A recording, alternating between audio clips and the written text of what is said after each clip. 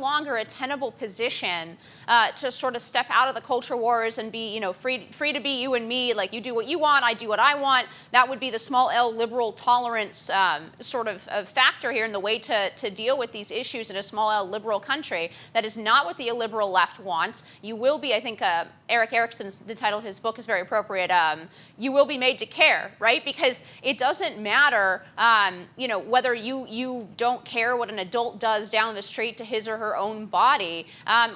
In this case, this ideology will come between you and your children. For example, like these cases that you listed in America, and this one in Canada. There are a bunch more cases like this in the UK. And it's infecting the medical community as well, because in this particular case, you mentioned the fact that this girl was encouraged by her high school counselor and then later by her doctors to go through these kinds of therapies. Well, I mean, in the UK, a top doctor just resigned, a top official out from the NHS in protest because that institution is refusing to take seriously a report from an outside organization that says they have been bowing to exterior pressure from LGBT groups in terms of fast-tracking kids without, the proper safeguards to make sure that they you and I probably disagree with this for children point blank, but in the UK, it's going in the direction of fast-tracking these kids because doctors want, to check a box. They want to say, okay, that's what's wrong with this kid, not go into mental health issues, let's not go into anything,